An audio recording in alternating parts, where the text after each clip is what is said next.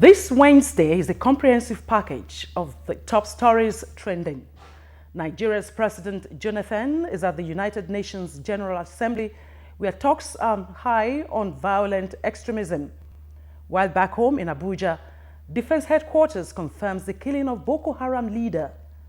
In other news, the political landscape continues to witness increased activity, with many more key actors either declaring their intentions for 2015 or expressing their views on who should toss their hats into the ring for elective offices. And as politicians position themselves, the nation's police boss, in his first meeting with these top commanders, emphasizes a commitment to maintaining law and order. These are more tonight on News Extra with me, Funke Oga. President Goodluck Jonathan says Nigeria is determined to tackle insurgency head-on and solicited cooperation of the international community. The president said these while addressing a special session of the UN Security Council at the sideline of the ongoing UN General Assembly in New York.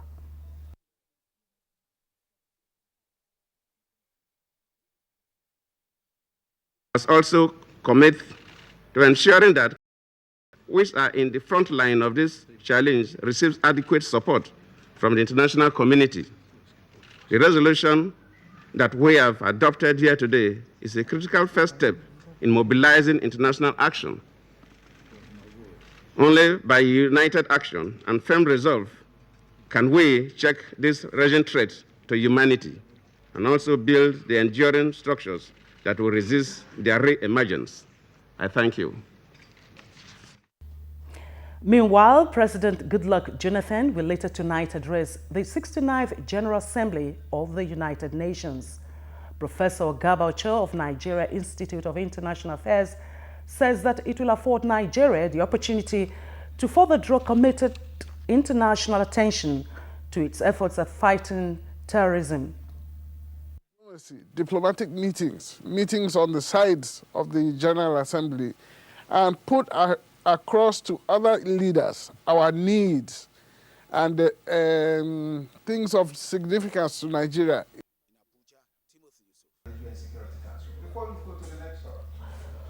NTA will transmit live President Jonathan's address to the United Nations later tonight. Fighting the Islamic State in Iraq and Syria, ISIS through international coalition, will be the major debate at the United Nations 69th session.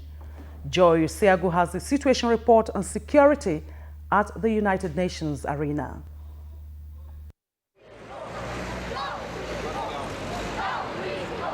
These are the sights and sounds around the United Nations headquarters in New York as world leaders gather for the 69th General Assembly. A peaceful protest is against terrorism across the globe. And security is stringent around the United Nations complex in some parts of Manhattan, given the wave of terror. The United States President Barack Obama is focusing on a wide international coalition to fight the Islamic State in Iraq and Syria. Subsequent sideline meetings with world leaders may lead to specific commitments to the war against terrorism through financial, military, and humanitarian support. At the Security Council meeting, President Obama will attempt to pass a resolution to commit countries to prosecute citizens who go to the Middle East to fight for the Islamic State. This is coming barely a day after the United States and a coalition of Arab nations launched airstrikes in Syria to counter the Islamic State militant group. United Nations Secretary General Ban Ki-moon opened a series of meetings with the Climate Summit heralding the General Assembly debate. From the United Nations headquarters in New York, Joy Usiagu, NTA News. And still on terrorism, forming a coalition with Arab nations in fighting ISIS has been described as a boost in America's efforts towards tackling the Sunni insurgents. NTA's Middle East Bureau Chief Waziri Zayani, in this report, examines the position of individual Arab member nations in the coalition. Arab participation in the U.S.-led airstrike against ISIS in Iraq and Syria has diluted preconceived notions of another American war in the Middle East. Roles being played by regional member states is, however, divergent, as a response by some fails to inspire the much-needed enthusiasm and confidence. Some of the Arab nations see U.S. motives as only self-serving, while others remain skeptical about trusting Barack Obama following his policy on Iran and his inconsistent approach to Syria war, which culminated with his failure to act even when his own red line was crossed last year with Bashar al-Assad's alleged use of chemical weapons. Even though the United States has made it clear that Iran's participation in the coalition would not be appreciated because of its staunch support for Bashar al-Assad, Iran on its part is already helping the Iraqi government fight ISIS using Shia militia it has long backed. And in Egypt, President Abdel Fattah al-Sisi made it clear that he wanted to see an effort against extremists. Sisi's friends and backers also support action against earlier hardline Islamic fighters in Libya, some of them backed by their Gulf rivals in Qatar. On the whole, while airstrikes will surely weaken ISIS, general consensus is that it is collaboration of boots on ground by regional soldiers that will provide key that will eventually defeat the insurgents. From Cairo, Egypt, Waziri Wayan, NT News. And away from terrorism, back home in Nigeria, the Federal Executive Council at this Wednesday's meeting took stock of activities lined up for the 54th independence anniversary of Nigeria, saying democracy under President Jonathan is responding to the needs of the nation and its people. State House correspondent Hamza Musa Makafi reports that Vice President Muhammad Namadi Sambo chaired the meeting.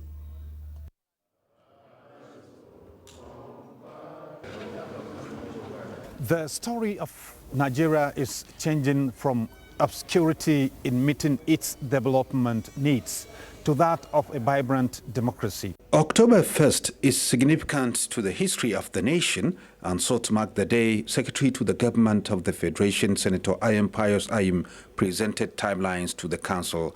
This Friday will usher in national prayer in mosques across the country, and in Abuja, Vice President Muhammad Namadi Sambo will be at the National Mosque together with top government officials and schools to pray for peace, progress and prosperity of Nigeria. On Sunday, interdenominational prayer takes up around the country in churches, and President Jonathan with top functionaries of government and some governors will offer prayers at the National Ecumenical Center in Abuja. Monday 29th is set aside for deserving citizens to receive National Honors Award at the International Conference Center in Abuja. Independence proper, which is Wednesday, will be marked by a nationwide broadcast by Mr. President, which will come up at 7 a.m. on Wednesday. And there will then be the change of guard ceremony here at the Presidential Villa, also on Wednesday at 9 a.m. Aside approving timelines for events, Council reflected on the journey so far, particularly the transformation of Nigeria in the last 15 years of democratic governance. Council said progress has been achieved in the evolution of new infrastructure in key economic sectors of transportation, telecommunication, agriculture, education and roads. Given these accomplishments in changing the story of Nigeria, Council noted that the country is the highest receiver of foreign direct investment in Africa and has the highest GDP growth rate on the continent. This country, under this president, is forward-looking, is growing more confident every day, and we believe that this country will be better and better as the years come by. Let the media use this period to celebrate our goodness, to celebrate the greatness of our nation. On security challenges, it's not so important to me whether the leader of the group is killed or alive, like we have said. The purpose of this war is not really to kill people on the part of the federal government. We have always declared that if these people who are misguided were tomorrow to turn over themselves and say, look, we have seen the futility of destroying innocent lives and destroying our country, and we now want to be normal people.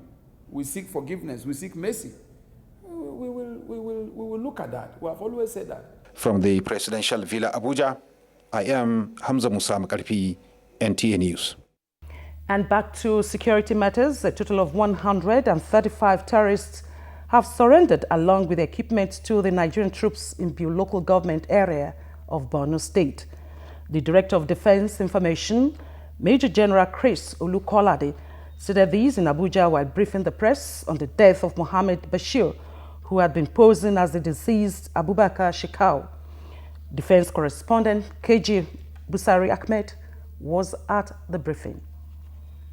Major General Chris Olukolade, who said the Nigerian troops had engaged the convoy of combat vehicles typical of terrorists in battles, killing their top commanders in encounters which lasted an average of 5 hours each. One Mohammed Bashir, who has been acting or posing on videos as the deceased Abubakar Shekau, that eccentric character that is known as the leader of the group, died in that operation. Since the name Shekau has become a brand name for the terrorist leaders, the Nigerian military remains resolute and determined to serve justice to anyone who assumes that designation or title, as well as all terrorists that seek to violate the freedom and territory of Nigeria.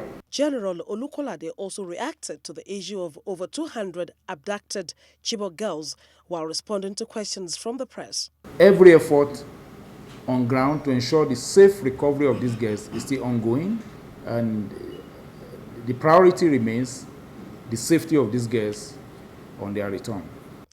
The Defense Headquarters spokesman said normalcy has since been restored at Kunduga and surrounding communities. Although so many countries that have experienced insurgency before Nigeria are still battling with the menace, but with this new trend, there is every indication that there might be light at the end of the tunnel for Nigeria in the battle against insurgency. From the Defense Headquarters in Abuja, KG Busari Ahmed, NTA News. Good news there from KG Busari Ahmed. Meanwhile, the Senate has passed for second reading a bill seeking to protect Nigerians from the devastating health, environment, and socio-economic consequences of tobacco consumption and exposure to its smoke. The consolidated bill, sponsored by the Executive and the Chairman, Senate Committee on Health, Senator Ifeanyi Okowa, is meant to specifically regulate and control the production and use of tobacco towards safeguarding public health. National Assembly correspondent Adamu Sambu has details. Leading the debate on the general principles of the bill, Senator Ifeanyi Okowa had told the Senate that tobacco use is the leading cause of preventable death globally, killing nearly 6 million people annually. He said the bill seeks to provide an effective, appropriate, and comprehensive response by Nigeria towards protecting public health. We must begin to save the lives of our smokers and non-smokers. I do not believe in any economic benefit that cigarette is contributing to our economy. Tobacco consumption is supposed to be banned. So that the man in the village does not believe that if you ban cigarette, snuff is better. We should make it very uncomfortable for people to smoke. And we will live simply without tobacco smokers. This bill does not in any way seek to ban tobacco. And I think we should not even go there. Senators unanimously passed the bill for second reading and referred it to the Committee on Health for further action.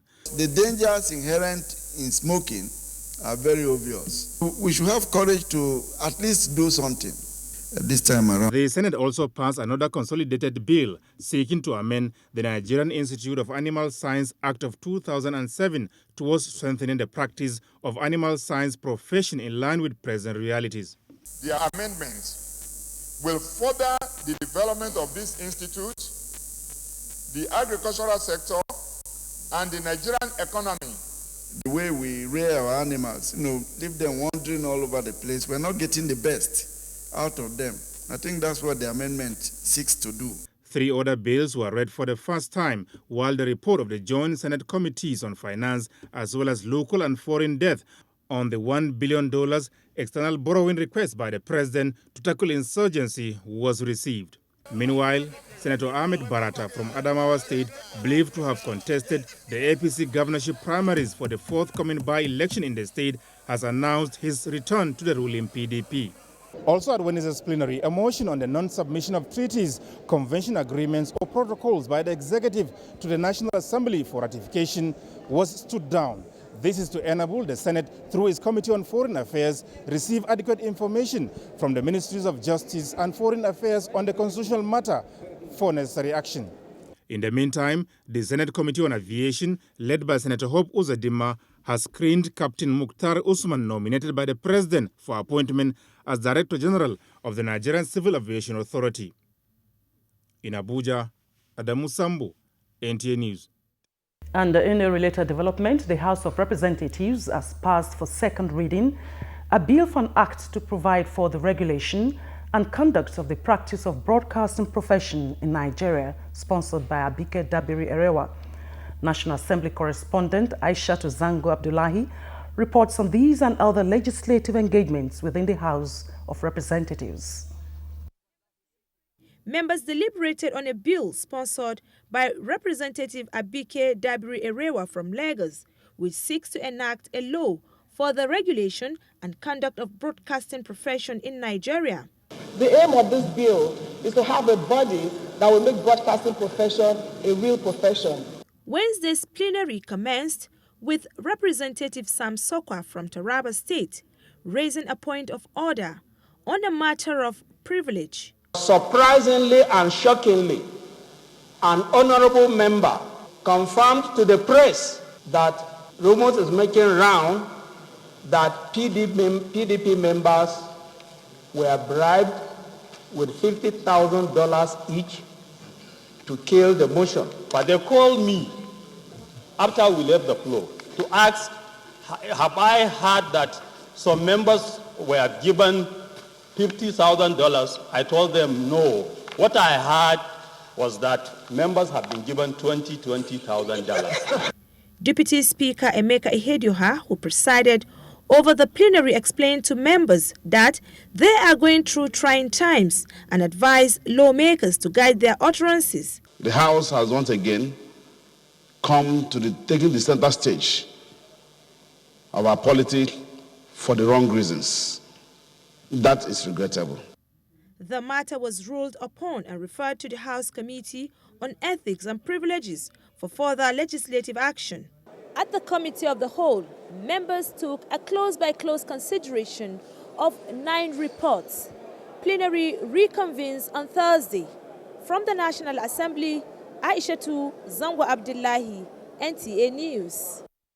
And still to come, Best of Africa Award comes to Nigeria on the sidelines of the 69th United Nations General Assembly. Find out the details after these messages. Transform the jangling discords of our nation into a beautiful symphony of brotherhood. Change is never easy. It was not easy for Dr. Martin Luther King when Prime Minister Lee Kuan Yew transformed Singapore from third world to first world. It was not easy. They stoned him. It was not easy for Nelson Mandela. I, Barack Hussein Obama. It was not easy for Barack Obama. Nothing worthwhile ever is. Dr. Martin Luther King did it. Prime Minister Lee Kuan Yew did it.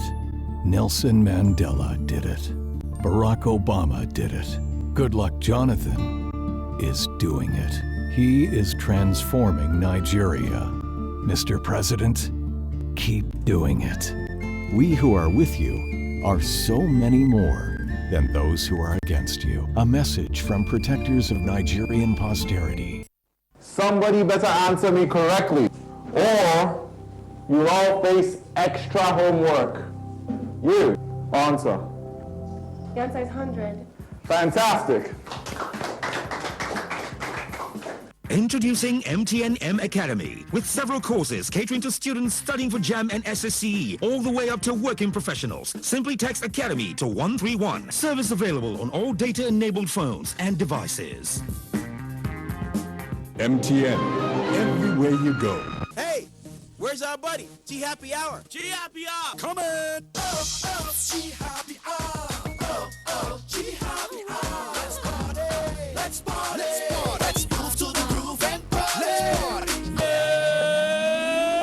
Go, go, G Happy Hour. Go, go, G Happy Hour. Raise the roof. Happy Hour, there's a party. He builds schools all over the country. He is giving free education to over 10,000 poor children. Born an Igbo man, raised in the north and empowered by the west. He believes in the unity of Nigeria. He is compassionate. He transformed Imo in 3 years. Every day, he thinks about the people.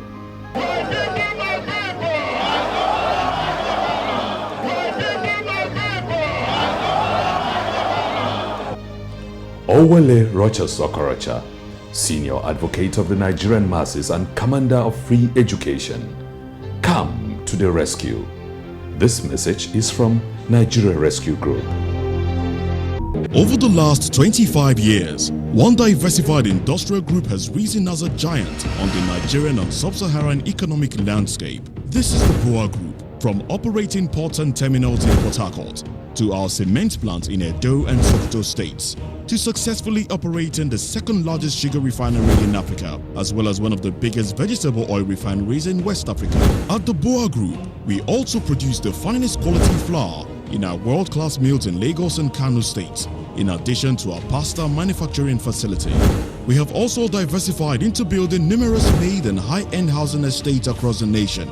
Construction is currently underway at our new sugar, semolina, flour and pasta plants in Port Harcourt. Our new state-of-the-art cement development factory in Edo State is almost at its commissioning stage.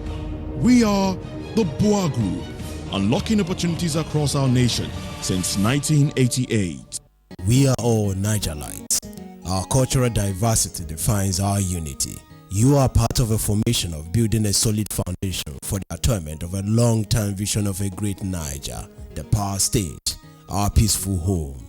Let us unite together to build this industrialized state, an investor-friendly destination of Nigeria. Niger State, the land of vast agricultural resources, a place where every child must go to school, ensuring easy movement and safety of pupils, equipped with standard health facilities and green environment. Our vision determines our society. Support our great leader, the Chief Servant, in actualizing our shared Vision 3-2020. This message is from Servant Leadership Group. Want your bathroom to dazzle? Give your toilet the Hypo treatment to brighten and also kill germs, so your bathroom stays disinfected and squeaky clean.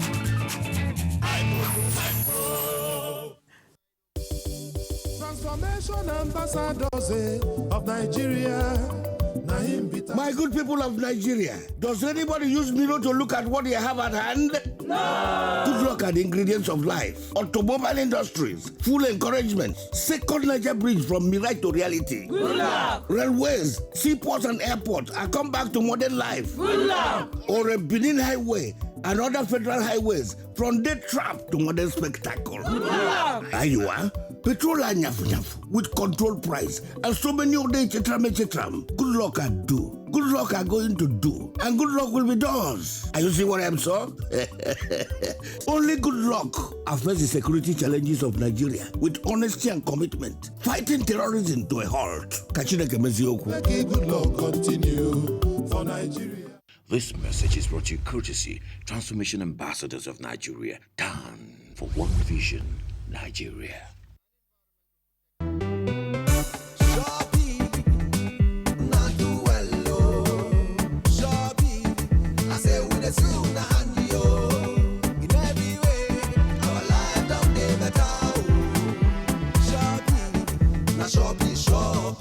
Shopee has ensured the reconstruction of the Abuja-Lokoja Road and the East-West Road in Port Harcourt. The standard gauge rail tracks from Abuja to Kaduna and Lagos to Kano indicate that our trains are coming back. The second Niger Bridge in the southeast and the local Oweto Bridge in the north-central are in progress, thanks to Shopee. Shopee's mass transit program has made transportation easier for Nigerians. Shopee has rehabilitated over 1,000 health centers across Nigeria. Shopee has provided mama kits to pregnant women, and polio is on the verge of eradication. Shopee has also ensured the provision of social amenities, and through its various training programs for young people, guarantees a better future.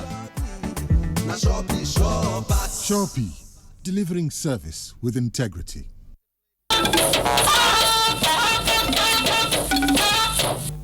It's good to have you back on NTA News Extra. The implementation of Nigeria's current gas master plan, expected to power the country in the way it needs to be like its contemporaries, as well as provide employment for the generality of its people, is one responsibility the federal government intends to pursue to the fullest. Petroleum Minister Diziani Alison Madueke gave this assurance on the sidelines of the 69th United Nations General Assembly meeting while receiving the Best of Africa Award from the Forbes leader in U.S. media. Energy correspondent Hawa Salihu Adama reports. That the stakes are high for Nigeria today is not in doubt, with all quantitative discourse centered around the government's efforts to reform and overhaul the economy, especially the oil and gas sector. And with much riding on the shoulders of the driver of the reforms in the oil and gas sector, Mrs. Diziani Alison Madueke, the Forbes organization, with strong commitment to the American vision on the impact the African continent will continue to have on the U.S. economy, believes those involved in transforming the continent must be encouraged. We recognize Africa for its great resource, which is its people and its talents and their potential. We don't simply want to extract minerals from the ground for our growth. We want to build genuine partnerships that create jobs and opportunities. For Diziani Alison Madueke, the priority as always remains ensuring that Nigerians reap the benefit of being part of Africa's largest oil and gas producer. On gas, we are bringing a very explosive gas master plan to life and commercializing it. We are working with the central bank governor, the Minister of Power, and the chairman of NERC to ensure that we bring to reality the gas to power, to ensure that we power our country. She's done a great job in terms of the upstream and downstream sector of the petroleum industry, but also in terms of the gas industrialization policy. That's going to actually help us tremendously in getting liquefied natural gas. To maintain stability in the oil and gas industry. She's provided strong leadership and made things much easier. As respondents here say, this Forbes Award is not just one in recognition of womanhood, but one which has excellent performance in the rare calling as its motivation. From the Forbes magazine building in New York, I am Hawa Salihu Adama, NTA News. Thank you, Hawa. And back home, the National Space Research and Development Agency, NASDA, through its Activity Centers of Excellence, has carried out satellite-powered survey and data collation on flood inundation, risk management, mapping the land use and cover patterns. NASDA is also imaging landmarks across Nigeria, Africa, and the world. Minister of Science and Technology, Dr. Abdul Bulama, on a visit to NASDA, commended its management for being innovative despite the issues of adaptation and improvisation occasioned by daunting challenges. Karian Umayo reports. The ground receiving station, where data is accessed from the satellite and analyzed, passes as the nucleus of the largest satellite center in Africa. NASDA has high computation laboratory for the analysis of satellite images, satellite stability, and training of staff. The Center for Satellite Development stands out as the hub for designing and manufacturing of satellite at micro level for now. Satellite models and prototypes are being designed in pursuit of the mission to manufacture Nigeria's indigenous satellite by 2018. The Space Science and Technology Program is an important component of the Nigerian dream, particularly of this government, which you very well know. It is now our responsibility to face the challenges squarely.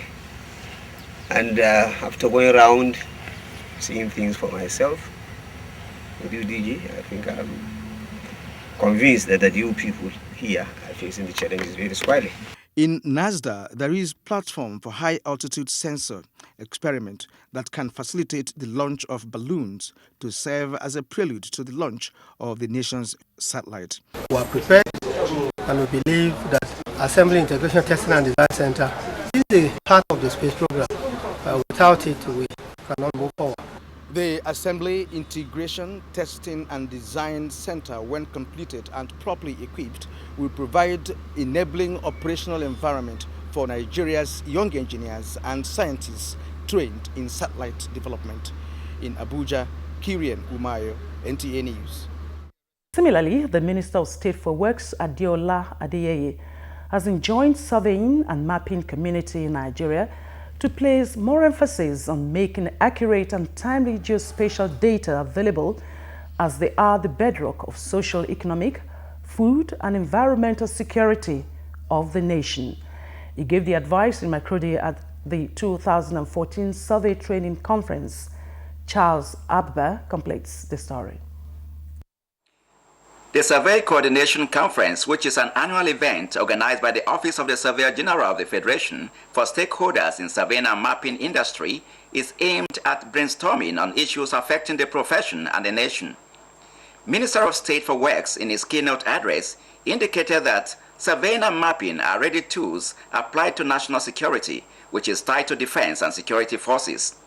He emphasized the federal government's support to the projects associated with the operations of the profession. The Office of the Surveyor General of the Federation has shown great commitment towards national mapping through its collaboration with some entities. The Surveyor General of the Federation, Professor Peter Chigozie Nwilo, said the outcome of the conference will provide input for winning the war on terror, kidnapping, and the actualization of the transformation agenda of the President on security.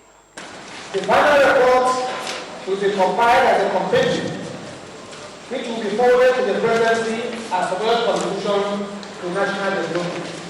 Benue State Governor Gabriel Suswam, represented by the Head of Service, Tena Ahua, who declared the conference open, and the host Commissioner for Lands and Survey, John Tondu, commended the aptness of the conference and assured them of safety for fruitful deliberation. Other notable dignitaries who gave their goodwill messages said provision of spatial and geospatial data for effective and efficient decision-making is important to national unity and security. In Makurdi, Charles Abba, NTA News.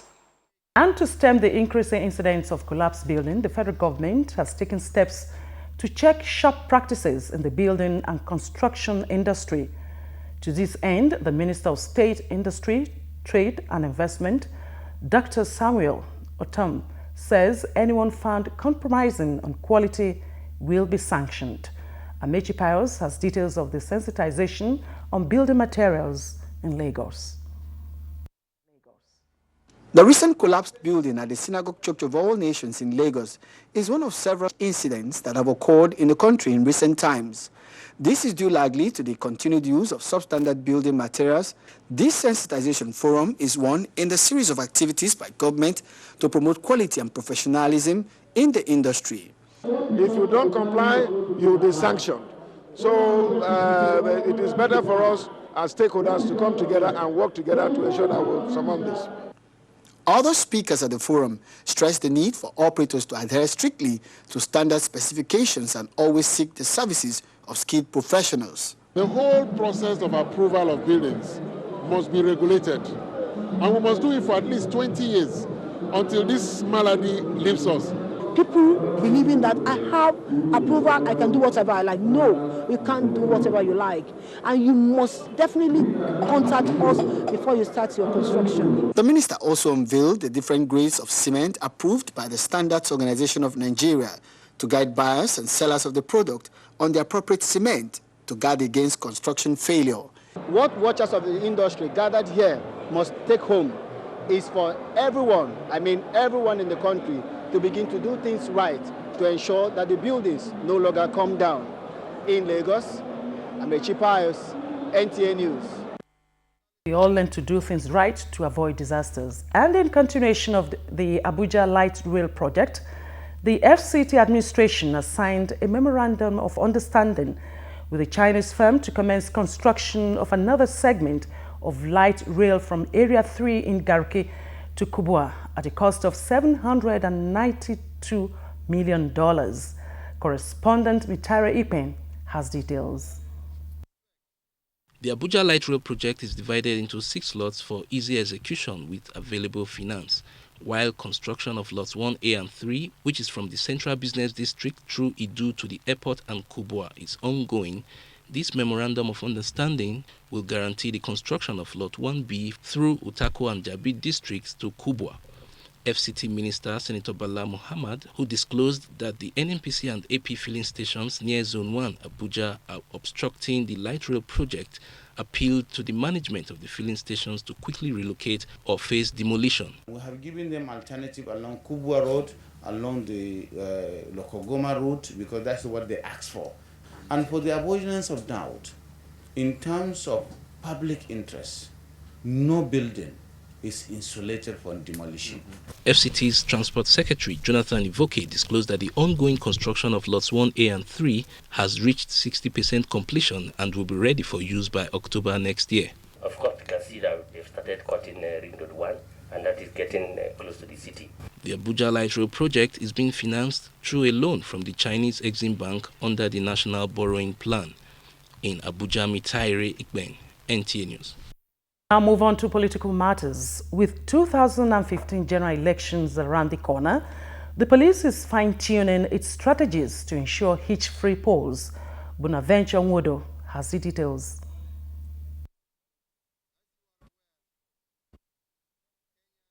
General of Police High Command under Acting Inspector General of Police Suleiman Abba since he assumed office on 1st August 2014.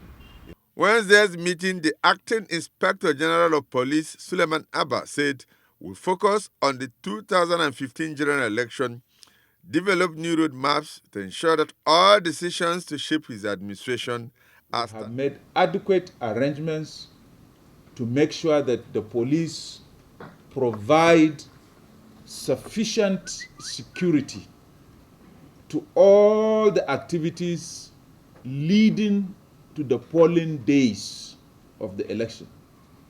These activities have started and they include the registration of voters, the primaries, the selection of candidates, their screening, the conventions by the parties, and many others, including the very important one, which are the campaigns by all the political parties and by all the candidates. The IGP said the police will rely on legal provisions to checkmate undue radicalism capable of creating infraction in the polity and chaos among the populace. Continue to urge the contestants to play the game according to the rules. However, whoever feels he can take the law into his own hands, the law will take its course. Because not minding who you are or where you belong will make sure that there's peace and tranquility. We'll make sure that the majority continue to enjoy for the services we have made to provide. Abuja, Bonaventure Nwodo, NTA News. Police no doubt is set for 2015 general elections. Former Vice President Atiku Abubakar says youth empowerment, infrastructural development, and building bridges of unity and cohesion are cardinal objectives of his presidential agenda. The former Vice President said these during his formal declaration to contest for the 2015 presidential ticket of All the Progressive Congress, APC. Correspondent Gabriel Odo reports.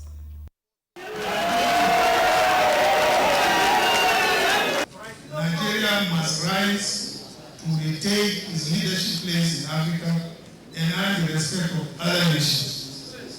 This places on us the responsibility of stewardship. It is the consciousness of this national responsibility that has guided my political adventures, and it is this call to serve that I have come to answer once again. That is the former Vice President Atiku Abubakar outlining reasons for passionately wanting to contest as president in the 2015 presidential elections. The presidential aspirant noted that with dogged determination, hard work, and honesty, he is sure to bring about the desired change.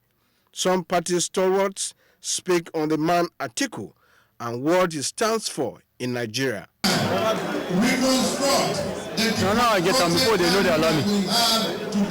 It is now left for us, supporters of Atiku Abubakar, to pray and work very hard and see that he is made the president of this nation come 2015. The fate of Atiku Abubakar as the APC presidential flag bearer will be determined by the outcome of the December 2nd National Convention of the party. From Yaradua Center, venue of the presidential declaration, Gabriel Odu, NTA News. 2 former acting governors of Kogi State and 6 other serving members of the State House of Assembly have defected from the People's Democratic Party (PDP) to the All Progressives Congress (APC). Correspondent Solomon Aidehin reports that the national leadership of the APC received them at a rally held in Lokoja. His report. Defectors are former acting governors Clarence Olafemi and Abdullahi Bello, who were once speakers of the State Assembly. The others are John Odahun, former Nigerian ambassador to Botswana Isaac Onu, and 6 serving members of Kogi State House of Assembly. National Chairman of All Progressive Congress, John Oyegu, saluted their courage and enjoined them to work for the success of the party in future elections. As soon as APC comes into office, your welfare, your consent, your salaries, that of your wives, that of the children, will be the first thing to be attended to. Other party chieftains present added this. What the APC is set to do, God willing, is to secure and efficiently manage Nigeria. This coming election, you must make sure you protect your vote. Make sure that you come out, you vote, you protect your vote on the faithful day of the election. This party is driven by principle, by ideology, by determination to bring change into this country. They encouraged party loyalists to ensure that they obtain their permanent voters card, describing it as their power for change. In Lokoja, I am Solomon Aidehin, NTA News. The unanimous endorsement of President Goodluck Jonathan as the PDP presidential candidate will further strengthen the various groups working for the president's return to Aso Rock in 2015. National Coordinator for PDP Youth Alliance, Charles Omoni, said that these are the end of the National Executive Council meeting of the body in Abuja. Mie Ogidi reports. At the end of the National Executive Council meeting held in Abuja, the leadership of the PDP Youth Alliance came up with a workable plan on how to reach out to youths, especially at the grassroots level, on the need for them to vote for President Goodluck Jonathan come 2015. We have been doing our groundwork to see that our candidate will surely get the ticket for 2015. And there will be no violence this time. Everybody is ready to vote for Mr. President. The PDP Youth Alliance says with the endorsement of the president by the PDP Board of Trustees, the National Executive Committee and the PDP Governors Forum, it is now incumbent on other members of the party to actualize this by selling the manifesto of the party to all Nigerians. The endorsement was given to him as a result of his outstanding performance. So we will not compromise his continuity for 2015.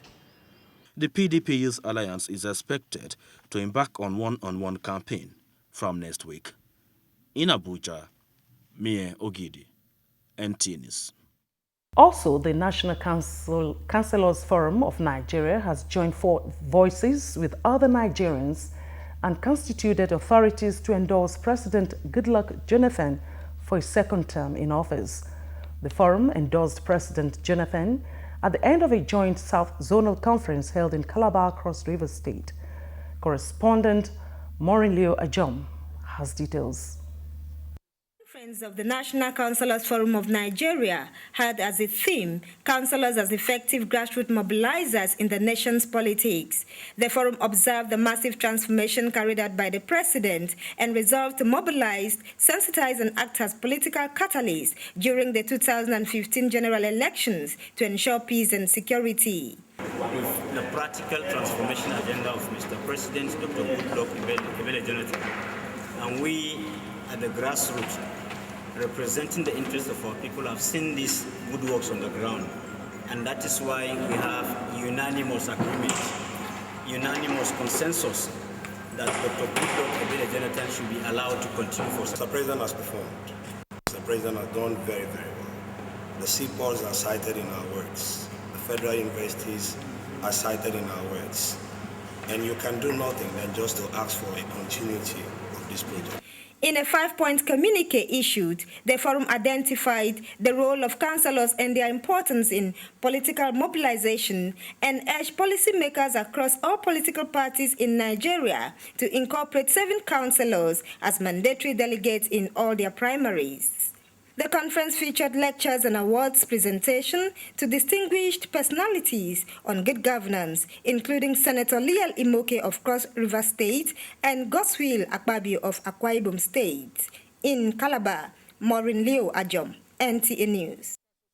The Northern Elders Council has expressed confidence in the administration of President Goodluck Jonathan and Vice President Namadi Sambo in tackling social economic problems of the nation. This formed part of the communique at the end of the joint meeting of the Board of Trustees and National Working Committee of the Council held in Abuja. Abdullahi Garba Bininkudu has the details. The joint meeting of the Board of Trustees and the National Working Committee of the Northern Elders Council had in attendance representatives from the 19 northern states and the FCT. The chairman of the council, Alhaji Tanko Yakase, denied any rift between the Northern Elders Council and the Arewa Consultative Forum.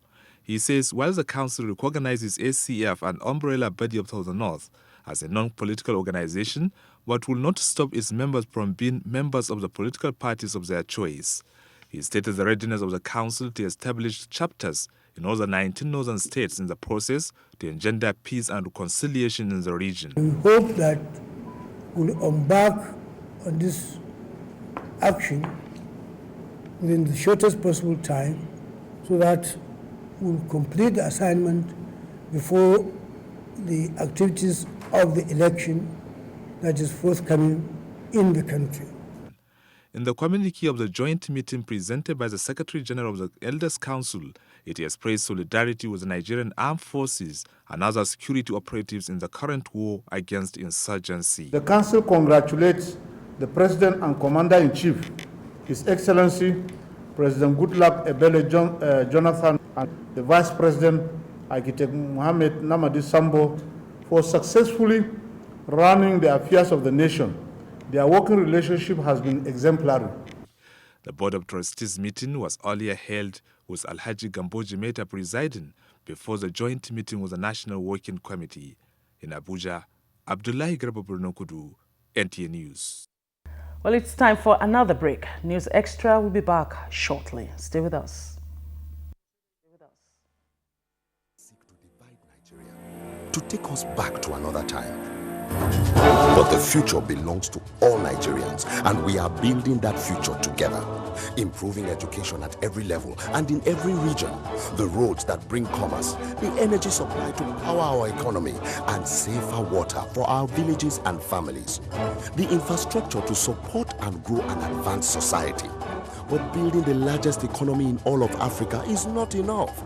The mission now is to lift every Nigerian up together. So to those that want to divide us, we say the future belongs to all Nigerians. We can't go back. Goodluck Jonathan, one Nigeria, moving forward together. Do your part. Download the free Forward NG mobile app in the App Store or visit forwardnigeria.ng. Join us and keep Nigeria moving forward together.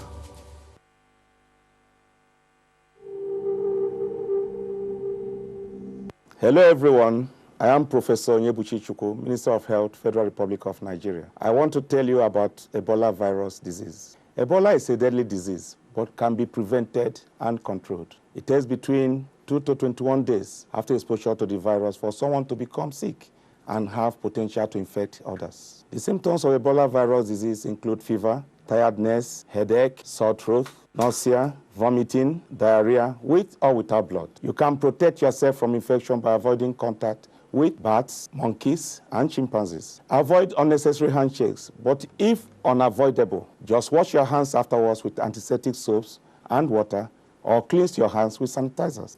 I assure you, Ebola virus disease is preventable. Prevention is in your hand. This public message is brought to you by the Federal Ministry of Health and Detour. For the sweetest scent, for the highest flight, for the fastest drive, form follows function. The world's first curved OLED TV. Picture perfect. It's all possible. LG OLED TV.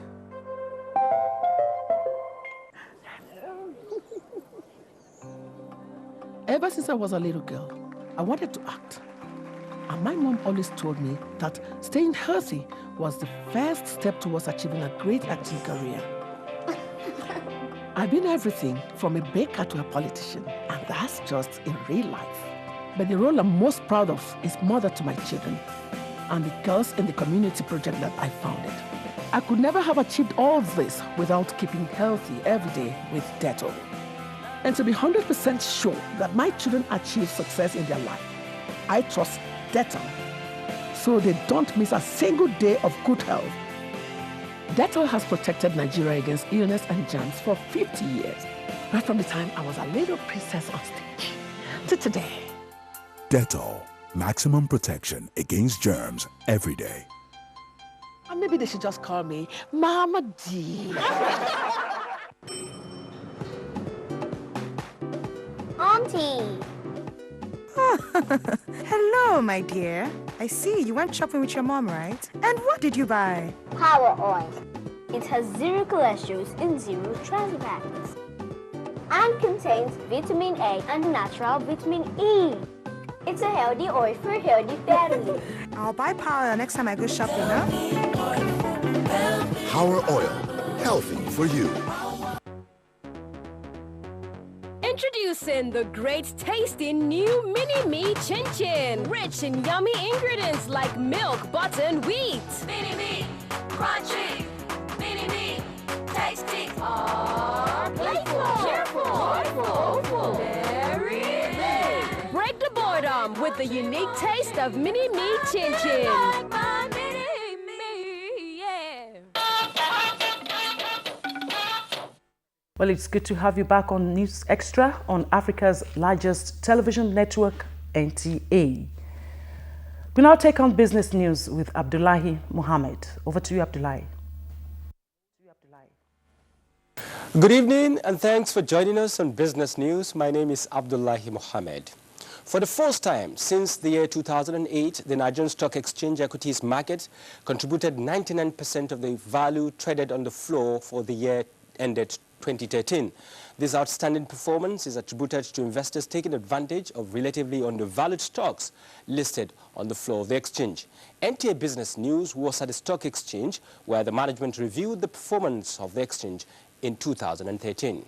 The management of the exchange says attaining such record value translated to the all-share index crossing to 38,000 points mark as the share price of a list crossed the 1,000 naira mark for the first time in the history of the exchange. These followed a milestone transaction on the 1st of June 2013 of $286.31 million.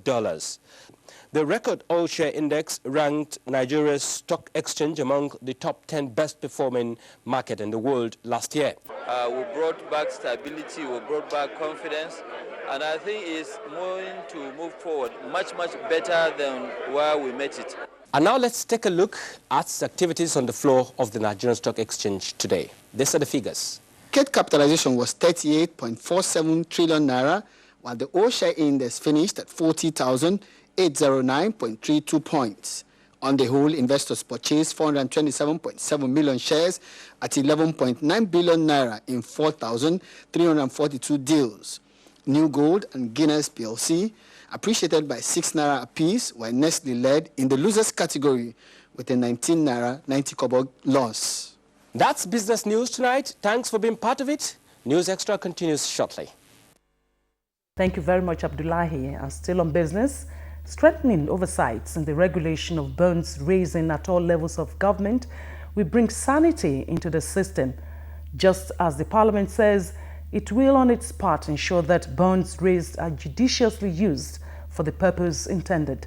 This was the position of speakers today on NTA's program, Good Morning Nigeria. Timothy Yusuf reports. The trend of state governments, especially raising bonds in the capital market and its impact for the development of the states, is an issue of concern to many, more so that governments come and go with new administrators spearheading. Dr. Emeka Okengwu, a development specialist, says utilizing bonds raised outside infrastructural development could amount to jeopardizing the future of a state's economy. You have states that are borrowing, money from the bond market, and they're putting into solar street lights. And 2 weeks down the line, you don't see any of them, working. So if you are taking bonds and you are not conscious of the fact that what it is you're doing is that this money you're taking is not free money. It is already tied to your total earnings, not even your projected earnings. The chairman, House of Representatives Committee on AIDS, Loans and Debt Management, Adeyinka Ajayi, said while government has an obligation to look into the future of its citizenry, the Parliament will leverage on the Fiscal Responsibility Act to ensure that bonds raised in the capital market are properly put into use. What we do is to ensure that the monies are spent in the direction that it was appropriated. We can influence the direction of the borrowing as parliamentarians. In Abuja, Timothy Yusuf, NTA News. Authorities concerned have been urged to increase the tempo in the nation's tax revenue generation for desired economic result. This is the stand of discussants on NTA's Current Affairs program, Tuesday Live, as they stress that tax collection must meet modern approach and realities. Talatu Ezerike reports. Discussants say challenges in the nation's tax system include corruption, lack of accountability, apathy by taxpayers, and even waiver for some multinationals. They suggested ways out of the situation to include tax education, entrenchment of right tax practices and machinery, as well as provision of an enabling environment for investment and job creation. The tax system in Nigeria, in the pre-military intervention, was very good. The regions were independent, revenue-wise. That's why we talk about the fourth television in Black Africa, in Western region, free education, free healthcare. Look at the East, look at the North. There is a disconnect between what they are collecting and what they should be. There is no tax base to actually know the taxpayers. You see some people that they have all the affluence, but they are not paying as much as others are paying. We need to also put a structure in place that at the end of the day, that those that are not fully in line, there is punishment. For all the speakers, they emphasized the need for aggressive tax drive, especially with some religious bodies that are even richer than the state. Where did we miss this spirit of nationalism? Do we have a stake in this country? In other clients, people are proud to pay their taxes, and they can now have a moral right to begin to say, what have you done with my money? You are paying your income tax, you are paying VAT, you are paying withholding tax. And at the end, they will come. Again, I tell you that, yes, you need to pay tenement. You can pay tenement, but how reasonable are those things? The discussion is against the background of building solid tax system as alternative source of revenue. In Abuja, Talatu Ezerike, NTA News. The House Committee on Information and National Orientation has urged the Federal Ministry of Finance to adequately release funds as appropriated by the National Assembly to the Federal Ministry of Information and its parastatals for effective performance. The committee stated this during an oversight visit to some of the parastatals in Abuja. National Assembly correspondent Kenneth Nanim reports. The House Committee on Information and National Orientation commenced on the oversight function to ascertain how much has been released to the agencies under it by the Federal Ministry of Finance and how far these resources have been utilized in meeting with the budgetary demands of these agencies beginning from January this year. The visit took the committee members to the Nigerian Television Authority (NTA), News Agency of Nigeria (NAN), Voice of Nigeria (VON), Federal Radio Corporation of Nigeria (FRCN), and the National Broadcasting Commission (NBC). Umar Buba Jibril is the chairman of the House Committee on Information and National Orientation. The releases for the budgetary allocations to the MDS are very low. We'll use this opportunity to appeal to the Minister of Finance to do something about this. Having presented documents indicating amount of money released to them, which in most cases are about 30% of the total amount allocated, and what they have achieved so far, heads of these parastatals enumerated some of the challenges being faced by their organizations. NTA Director General Shola Omole particularly spoke on the need to adequately fund the authority for effective implementation of the digitization project. NTA has 110 stations around Nigeria for you to see clean, clear signals. And if you're going to be funding 110 television stations to buy equipment and provide content, you need a lot of money. The chairman and members of the House Committee on Information directed the heads of the parastatals under the Federal Ministry of Information to effect the necessary amendments to their 2014 budgetary documents and forward the corrected documents to the committee within the week. In Abuja, Kenneth Nanim, NTA News. And now to health matters. Nigeria is ranked among countries with the highest rate of newborn deaths in the world. Respiratory distress syndrome is said to account for 50% of such deaths. The good news is that the National Hospital is turning the tide through a form of respiratory support, and it has embarked on equipping the medical personnel within and outside the hospital who are involved in providing such services. Health correspondent Rabi Abdullahi takes it up from here. Syndrome, which usually begins as soon as a baby is born, is a disorder that makes it difficult for the newborn to breathe properly. This condition is common among premature babies. For premature babies, because they are delivered earlier than expected, the lungs has not matured for extrauterine life, and the most significant component of this is the substance we call surfactant. So therefore you find that breathing that's supposed to be easy, not labored, you find that they start having labored breathing, their colors start changing, they turn blue and all that, simply because of the deficiency of this substance called surfactant. Although continuous positive airways pressure ventilation is an important and life-saving intervention for such babies, the cost of providing this service hampers its use in most hospitals in resource-constrained countries such as Nigeria. About 3 years ago, we acquired the first one, which we used briefly. The major problem then was that even though the machine was still there, the consumables that we needed to be changing with babies were no longer there, and sourcing them was quite difficult. So what we now did was to look at the principles, the functional principles of this machine, and based on our understanding, now made it local device. We customized one, and that just needed some materials that can be locally sourced. And by the time we put them together, we have something that does the same work. Beyond the acquisition of the respiratory support is the launch of a training manual for the medical team involved in keeping such babies alive by the chairman board of the hospital. The newborn unit of the National Hospital Abuja has developed a very useful tool for newborn care, and by this singular alone has demonstrated its commitment towards the Nigerian effort. It's all about keeping them alive to ensure that they grow up to become adults like you and I, which will no doubt reduce the country's high incidence of neonatal mortality. From the National Hospital in Abuja, this is Rabi Abdullah, NTA News. Thank you, Rabi. And still on health, in the last 2 months, Nigerians spoke with one voice against an imported disease that has decimated communities in some West African countries.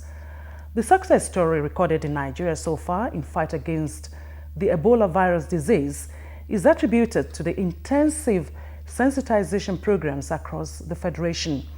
Franca Uzoma-Olua reports that some non-government organizations are leading campaigns for improved hygiene in rural schools. A typical day in Junior Day Secondary School, Jiwa, a community in the Federal Capital Territory. The cluster of pupils here are those seeking admission into the school for the 2014 and 2015 school year. Having received all the preventive gadgets for the Ebola virus disease, the school has gone further to improvise some of the items. We have been informed more and more will be coming time to time. With the supply in place in many schools, the Environmental Ethics and Safety Corps, a non-governmental organization, has embarked on sensitization of schools on the effective use of the preventive gadgets for the EVD. Where you have a population of 700 using only one temperature scanner, it takes a whole lot of time. The inspection is part of efforts by the Corps Marshals to share information on the EVD. What are some of the things you have been taught concerning Ebola? How to prevent it? Yes, they told us to wash our hands, bath with concentrated soaps. And then to teach school administrators the use of the infrared thermometer. The ray will point there. The team also inspected Junior Secondary School, Buari. This move has to be sustained. The training of teachers, the retraining of teachers, the training of the students and the pupils. With more than 10,000 marshals in 21 states of the Federation, the Environmental Ethics and Safety Corps has the mandate to educate Nigerians on personal hygiene and waste management. A point to note here is that the campaign on the Ebola virus disease has actually revived sanitation and hygiene in many schools across the Federation. From the Buari Area Council, Abuja, Franca Uzoma-Olua, NTA News. Thank you, Franca. To be forewarned is to be forearmed. And away from health issues, one wing of the Ulasi Bridge, Okija, in Ihiala local government area of Anambra State has been closed to traffic. This is because that section of the bridge has caved in due to erosion. The bridge is on the ever-busy Onitsha-Owerri Highway. Correspondent Victor Azo reports that motorists are now forced to use only one lane of the bridge, which occasionally leads to fatal accidents. I am standing right at the middle of the Olase-Okija Bridge in Anambra State. This bridge, beyond that of the River Niger, is one bridge that motorists going to the east from the west must ply. The bridge is currently deserted because 6 months ago, thereabouts, it began to cave in, and this has forced motorists to use only one lane, causing several accidents in the process. We are passing the other road, and it causes also accident and the other things there. And so many motors, they have accident for that other checkpoint, after they stop, no road. So they damage people, their motor. It's up to 2 months now. It's up to 2 months, and people have been taking risk, going one way. It's been long, and there's no result. There's nothing they have done about it all this while. The people are now appealing to the federal government to come to their aid and help fix the bridge. There are a lot of accidents which I've experienced, like 2 of them, just from taking this one way. So I pray the federal government to come and help us and do something about the bridge. So make the federal government may help us to do that bridge. And if it's only another one, the other one don't cut again. So we are fearing. The bridge is currently closed to traffic, but the people are hoping and praying that succor will come their way soon. From Okija in Anambra State, Victor Azu, NTA News. Thank you, Victor. There is more ahead on News Extra. Supporting senior citizens. How times have changed. The details shortly.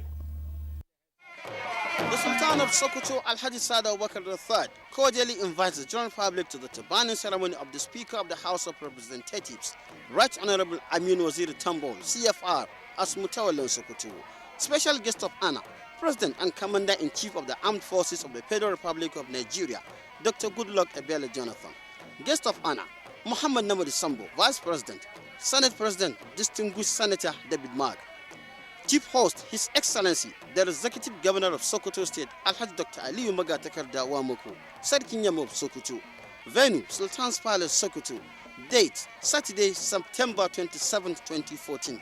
Time, 10 a.m. Announcer, Distinguished Senator Abubakar Bukola Saraki, Turaki of Ilorin, Chairman, National Organizing Committee.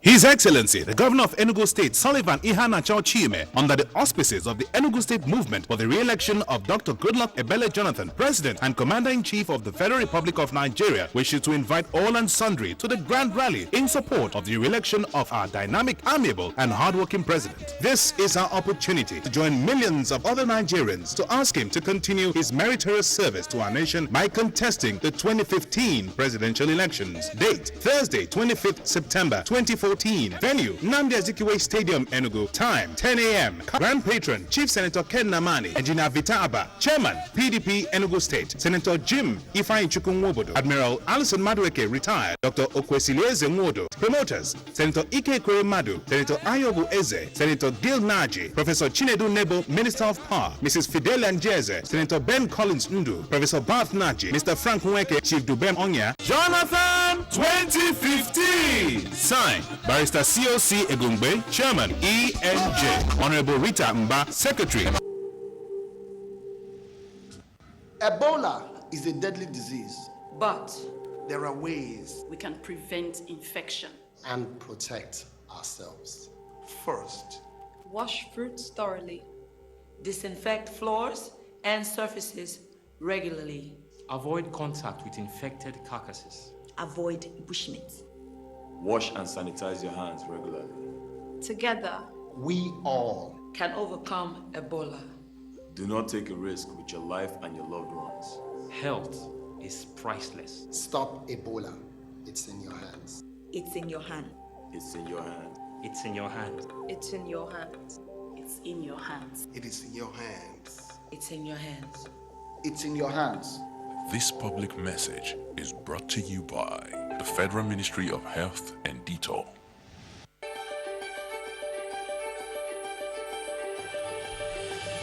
Experience Katsina. Home of a vibrant history, a culture of pride and peace. Centuries of tradition have built a solid foundation. Invest in Katsina. The future is here. Opportunity is everywhere. Nestled in northwest Nigeria, it's the home of untapped resources, solar and wind energy, and solid minerals. Grow Katsina. From the fertile land and the seeds of potential, grow cotton, corn, rice, and livestock. Katsina is the breadbasket for Nigeria and the region, home to the most important resource of all, our people. Explore Katsina's potentials. Come invest in Katsina. Mama's cooking. Let's help her. Wait! My mama says before touching food, you should wash your hands with soap. But my hands are clean. You can't see germs, but they're everywhere. Look under special blue light. To protect against germs, I recommend regularly use soap. Safeguard removes millions of germs, and additionally, it inhibits regrowth of germs that might cause skin rashes for hours. That is why me, mommy, daddy, and my brother regularly use Safeguard. Supported by the African Medical Association. If you are just joining us, this is NTA News Extra. Aging is a natural phenomenon that affects all living things. In the past, elderly people were treated with love and care. But today, the times seem to have changed. This formed the basis of a one-day symposium for the Senior Citizens Advocacy Network of Nigeria to chart a course for support and empowerment of elderly persons. Fatima Liu has details. In traditional society, old persons are esteemed because of the important roles they play by integrating society, preserving cultural values, settling disputes, and educating the young. Today, the old persons have lost their esteem and lack status because of modernization, industrialization, changing lifestyles, and the privileges of other persons. Definitely, they have contributed greatly for the development of this country. The vast majority of older persons who, without fear of contradiction based on empirical findings, are near destitute in Nigeria. A right-based approach will help to correct the negative perception and the image of old age, a period of decline, inadequacy, and dependence. Nigeria has no policy on older persons. To address this negation, a symposium by the Senior Citizen Advocacy Network of Nigeria has therefore recommended the establishment of a National Council for Older Persons Affairs to join the rest of the international community in ensuring that we make appropriate provisions for our senior citizens. Like others in the other parts of the world are enjoying, we also need to enjoy some of these privileges. That will serve as a national advisory coordinating mechanism to make other persons active citizens. It is expected that the government, for which they have made so much contribution, should aid them to age gracefully.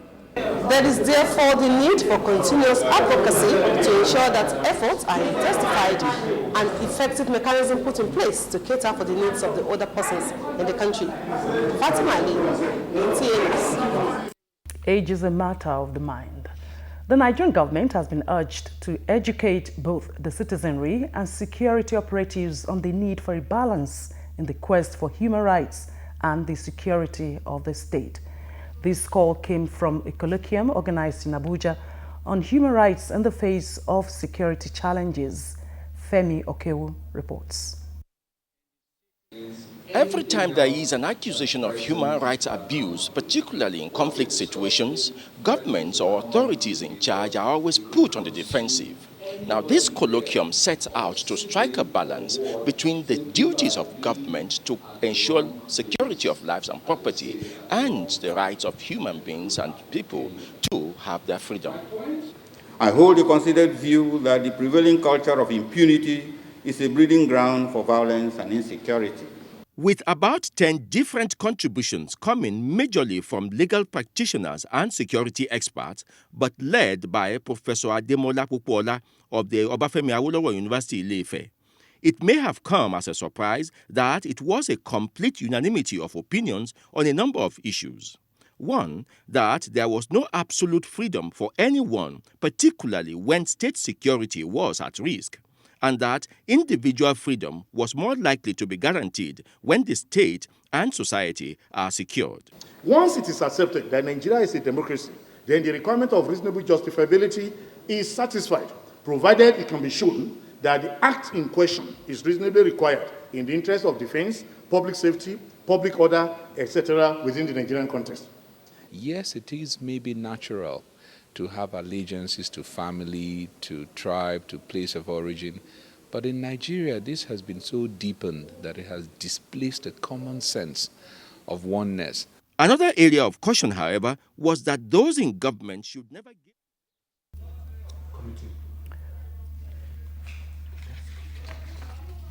Well, President Goodluck Jonathan is about to address the United Nations General Assembly in New York. Let's now go over live to the United Nations headquarters. Goodluck Ebele Jonathan, President of the Federal Republic of Nigeria, and to invite him to address the Assembly.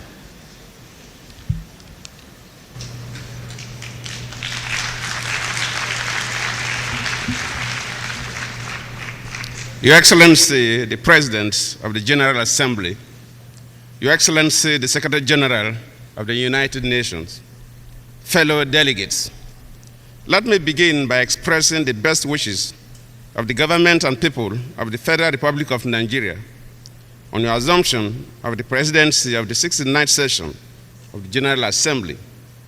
Your election is indeed a fitting complement to your invaluable and inspiring contribution to international diplomacy.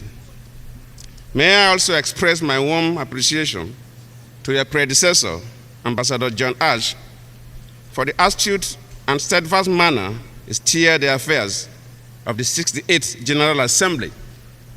I thank the Secretary General Ban Ki-moon not only for his relentless commitment to the work of the UN, but especially his tireless effort to address the challenges of world peace and security.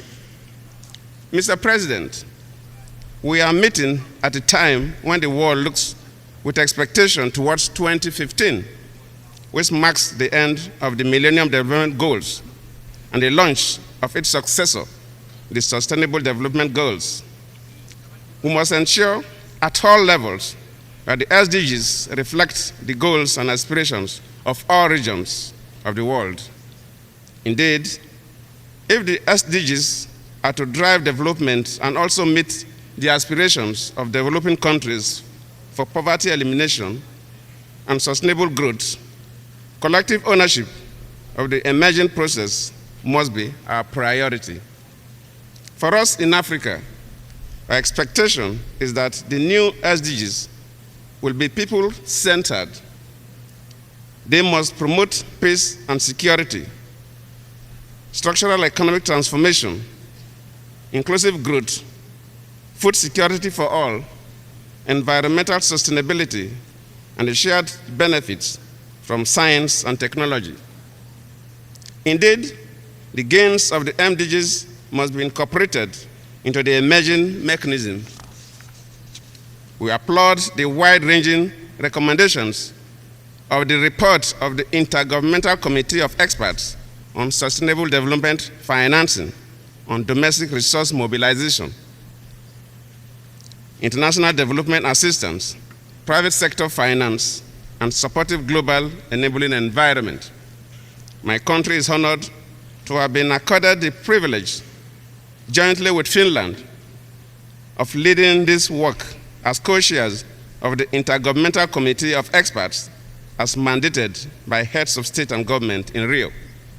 Along with the work of the Open Working Group on Sustainable Development Goals, the report provides a solid basis for intergovernmental negotiations for the post-2015 development agenda. Nigeria takes cognizance of the need to create the enabling environment for rapid development. We are committed to strengthening institutions and improving governance systems in order to ensure efficiency of resource and the process itself. Mr. President, 2015 also marks the 70th anniversary of the establishment of the United Nations. Even though the Charter underlines the imperative to save succeeding generations from the scourge of war, the world has continued to witness the ravages of war and human suffering. Today's terrorism, manifested sometimes in insurgency, is vicious and aimless. Its consequences are extremely agonizing, marked by a tendency to annihilate victims and completely destroy infrastructure and properties.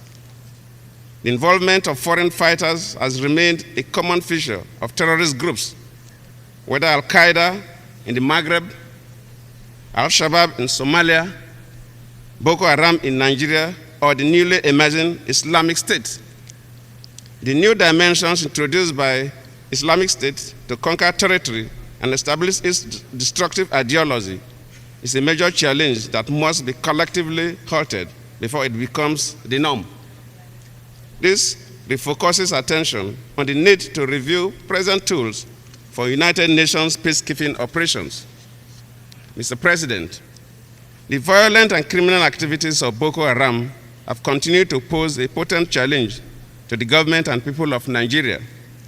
Through a wave of terror, assassinations, bombings, and now abductions and kidnappings predominantly in the northeast of the country, Boko Haram is attempting to truncate development by murder and mayhem in these areas. In April, our innocent daughters were abducted from a secondary school in Chibok, northeast Nigeria. This callous and criminal act has attracted empathy for Nigeria across the globe. I would like to take this opportunity to thank all the countries and organizations that express solidarity with us and have continued to support our determined efforts to free our daughters.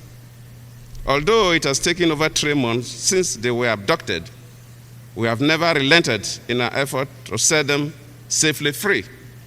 Together with our partners, we are working assiduously to free our daughters and reunite them with their families. To this end, I wish to thank the government of France for organizing and hosting the special summit on security in Nigeria in Paris in May 2014.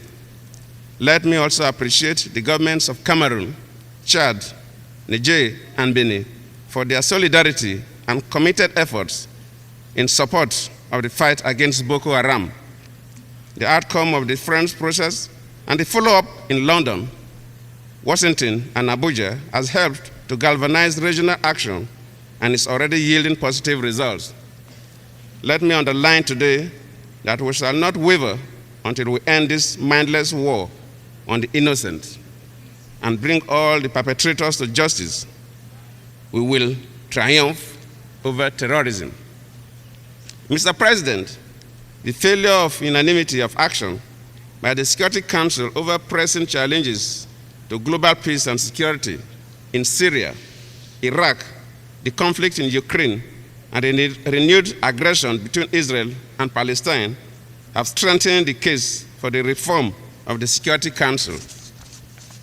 Today's challenges can only be resolved by a Security Council whose working methods engender transparency, inclusivity, and common ownership through equitable representation of all regions in the decision-making process of the Council. It is imperative that we take advantage of 2015, which also marks the 50th anniversary of the 1965 reforms, to make concrete progress on the reform of the Council. Our view is for a fast-tracked process in line with the initiative of His Excellency John As, President of the 68th General Assembly, for establishing a working group on reform. Indeed, the Security Council requires the collective resolve of all member states to ensure that 2015 brings decisive progress. Mr. President, Your Excellencies, while Africa, and in particular West Africa, battles conflicts and terrorism with progressive results, the region is now being devastated by the outbreak of deadly Ebola virus disease. While Nigeria was able to respond effectively to control the spread of the disease, the situation in Liberia and Sierra Leone requires sustainable collective global action to contain.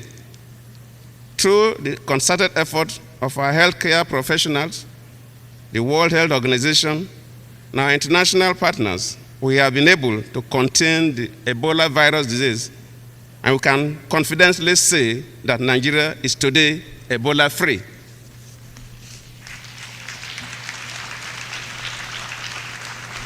And let me repeat very clearly that Nigeria is Ebola-free. We have, however, continued to support efforts at containing the spread of the disease in Sierra Leone, Liberia, and Guinea. In addition to the direct donation of a total of $3.5 million, we are providing training and capacity building support to the 3 countries. It is pertinent to stress the need for the international community to properly appreciate the enormity of the Ebola virus disease challenge. The isolationist tendencies and discriminatory tendencies adopted by some countries will only worsen an already critical situation. To prevent the disease from becoming a global catastrophe, the UN must accord it the maximum priority it deserves. Mr. President, there is no doubt that much has been discussed on limiting the ozone layer depletion since the commencement of negotiations under the United Nations Framework Convention on Climate Change in 1994. However, the extent of progress in key areas, particularly in limiting the contributions of man-made activities to greenhouse emission, is yet to be determined. Mr. President, Nigeria appreciates the indispensable role of the UN in the search for solutions to all of these challenges: terrorism, global peace and security, the environment, and furthering sustainable economic development. We have been and will remain a reliable and active partner, especially as we collectively work to resolve the new and emerging threat to global peace and security. The world must collectively come together and win the war against terror. Mr. President, on May 29, 1999, Nigeria ended military rule after the inauguration of a democratically elected president. Come February 2015, the country will conduct the 5th post-military rule general election. As elected president by the people, we shall conduct elections based on global best practices to further strengthen our democratic institutions. I thank you.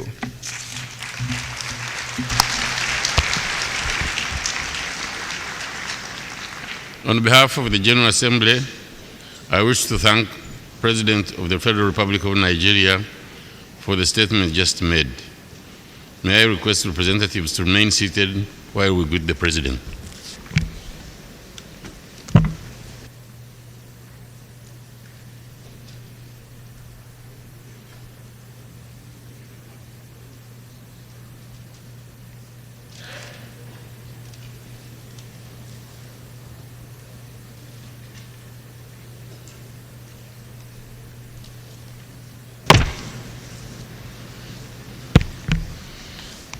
The Assembly will now hear an address by His Excellency Paul Kagame, President of the Republic of Rwanda. Well, that was President Goodluck Jonathan's address at the 69th United Nations Assembly in New York. He touched on the readiness of Nigeria for 2015 general elections, expectations of Africans for food security and environmental sustenance, and the gains of the MDGs. The President also talked on the need for enabling environment for rapid development and security challenges. The President commended African countries for the support on the fight against Boko Haram. And in conclusion, President Goodluck Jonathan appreciated the efforts of the United Nations on peacekeeping and other developmental issues. And with that, we conclude NTA News Extra for today, Wednesday. We thank you so much for being out there. Good night and God bless.